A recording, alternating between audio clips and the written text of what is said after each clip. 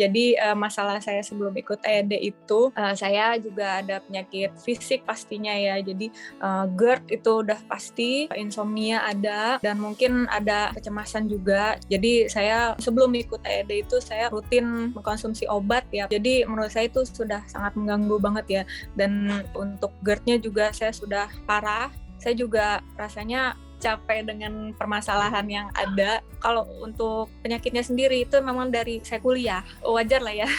Tapi sekarang saya sudah umur 38, jadi ya bisa lama juga itu kambuh sembuh, kambuh sembuh seperti itu terus. Jadi seperti nggak reda-reda gitu, dan itu gampang banget terpicunya, entah itu kopi, entah itu telat makan, makan pedas, makan ya semua hal yang memicu lah, itu gampang banget gitu. Kalau misal lagi kambuh itu tuh sampai sesek, jadi terasa asam lambungnya itu jadi menekan banget dada kalau lagi kambuh. Dan kalau lagi parah itu benar-benar nggak bisa bangun biasanya. Kalau dari segi emosi sebenarnya lebih ke nggak terkontrol aja sih.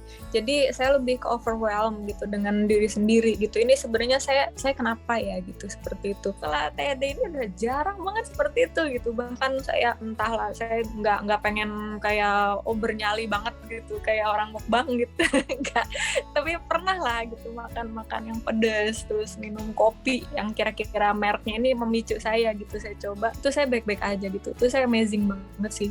Jadi insomnia ini saya mulai merasakan ini pas orang tua sakit, pas bapak saya sakit gitu, pas almarhum itu masih ada, kemudian beliau meninggal, itu memang saya rasakan banget. Jadi saya insomnia, saya nggak bisa tidur, itu kadang selang-seling, kadang berapa hari, setiap harinya saya tidur mungkin cuma 2-3 jaman, dan itu ngerasa mengganggu banget. Saya sampai nggak bisa kerja. Setelah selesai TED gitu, itu saya coba stop obat itu, dan alhamdulillah bisa. Sampai sekarang itu udah